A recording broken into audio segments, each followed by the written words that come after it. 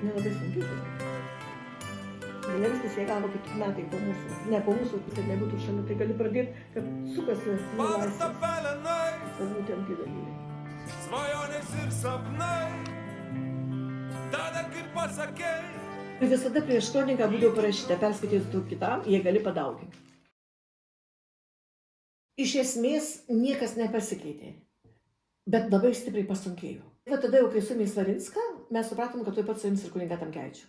Tai va tie mėnesiai nuo sausio iki gegužės 6 buvo labai sunku. Pirmą kartą gyvenime ištarėm žodį redakcija. Tuo metu Sadūnaitė, jinai kaip buvo Kybartuose, buvo Elena Šuliauskaitė Kybartuose ir aš buvau. Nijolė ir Elenutė ir aš ir Tamkevičius, mes visi užlipom Kybartuose ant bažnyčios vargonų. Ir tai tada kunigas Sigitas, atsimenu, sako, atrodo, kad mane tikrai areštuos. Tikrai laiko klausimas kada, bet kronika turėtų eiti. Tai va, buvo taip nelengva. Tai mėnesiai man buvo patys vieni iš sunkiausių. Kai paprastai suima, tai nieko nereikia daryti. Nes tada labai stebia, arba po kratos nieko nereikia daryti. Kybartuose tai niekas tai nieko netvarkiai, nedarė, kad ten reikia dabar kažką būtinai. Nebent tyliai namuose žinojau, ką reikia sunaikinti, ką reikia paslėpti kažkur, va, tokius susitvarkyti reikalus. Kai praėjau kažkokio 3-4 savaitės, reikėjo išleisti naują numerį. Tai mes visos 4, tuo Onutė Šarakauskaitė, Virginija Kavaliauskaitė, Birutė Briliūtė ir aš, nuvažiavom čia link už Akmenskalnės, Valkijo lygumos, toks tuščias laukas visiškai. Tai kad, kodėl pasirinkom tokį lauką, kad jeigu tu matai, kad tave seka kas nors, tai tu matysi. Ir pasikalbėjom, ką kuri mokam, ar ką kuri darėm, pirmą kartą.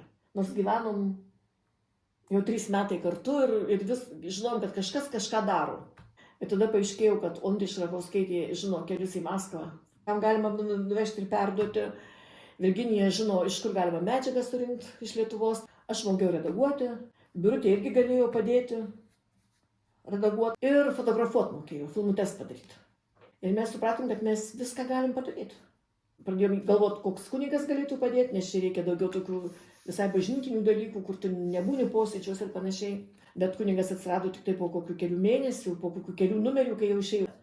Sužinom, kad kunigą Borutą, kunigas Sigitas Tamkevičius prieš išeidamas į kalėjimą, jam pašnibždėjau, jeigu reikės ar padėsi. Bet kol mes susipažinom visi, kol radom vieni kitus, tai praėjo nemažai laiko.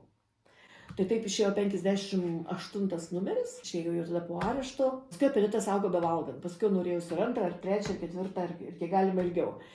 Nes labai norėjau nuimti tą naštą už kalinčius. Nes suėmė Svarinską, nes tikisi, kad suėmė Svarinską, kronika, kad jis redaktorius, kronika neis.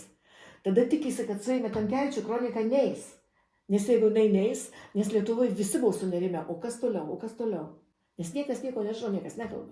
Aš atsimenu, kad tada atvažiavo kunigas Juozas Zdebskis pas mus į Kybartus ir jisai sako, jis tik nežino, kas išleido, ar kaip kas išleido, bet jisai sako, tikriausiai dabar kažkam Maskvoje krenta ant pečiai. Nes 2 suimti, o kronika vis tiek eina. Mūsų tikslas buvo, iš viso visų tikslas buvo, jei paskleisti Lietuvoje, kad žmonės skaitytų. Bet didesnis tikslas, kad jie papultų į vakarus. Ir tada radijo bangom ateitų, kad pralaužta geležinė siena. Nes ten vėl vyko kitas gyvenimas su ta pačia kronika. Va, tik kronikos numeriai, bet jau Amerikoje išleisti. Ir jie juos vertė į skirtingas kalbas, į anglų, vokiečių, ispanų kalbas. Tai jie tą ypatingai skautai, jie trumpindavo kroniką, atšrinkdavo medžiagą, siūsdavo parapijom visom žmonėm skaityti, siūsdavo, vertėjus organizuodavo, reiškia, kas verstų kitas kalbas. Tada duodavo įsteigę informacinį centrą. Pirmiausia, stengdavomais filmutę perduoti į vakarus, kad saugumas nesuprastų, kad kronika jau yra.